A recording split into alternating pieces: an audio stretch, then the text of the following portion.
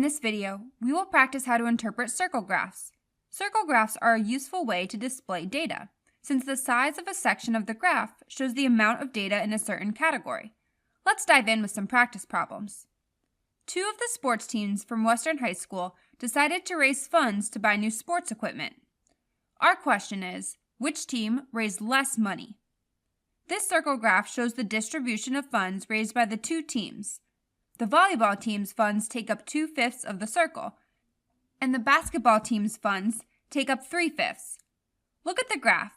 We can already see that the section for the volleyball team takes up less of the circle, which is supported by the fractional values assigned to each section, since 2/5 is less than 3/5. Therefore, the volleyball team raised less money. Here's another example. Highland Bakery recorded how many baked goods were sold last year. Our question says, arrange the items from the least popular to the most popular. This time, our sections are labeled with percentages rather than fractions, but we'll compare them the exact same way. In order to make our list, we need to look at our values and order them from least to greatest. We can see that biscotti takes up the smallest portion of our circle graph with 5%, so it will be the first in our list. Next, we have cinnamon buns with 15%. After that, we have bear claws with 20%, and then croissants with 25%. And finally, we have their most popular item, donuts, with 35%. We've completed our list. Let's try another one.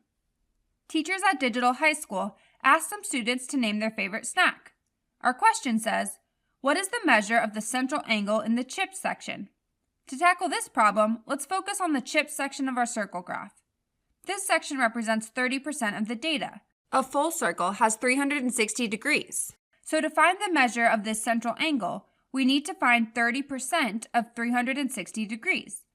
30% of 360 is the same as 3/10 times 360 degrees, which equals 108.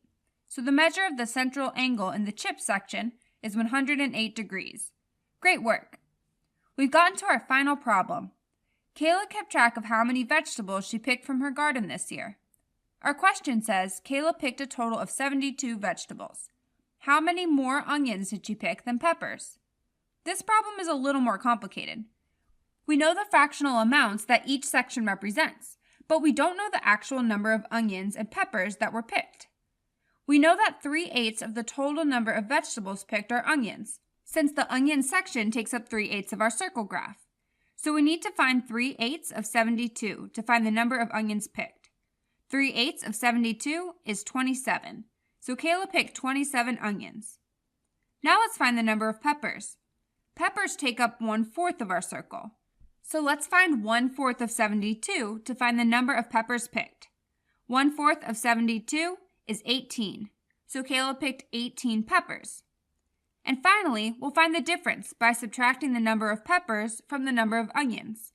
27 minus 18. The difference is 9. So Kayla picked 9 more onions than peppers from her garden. Thank you for watching.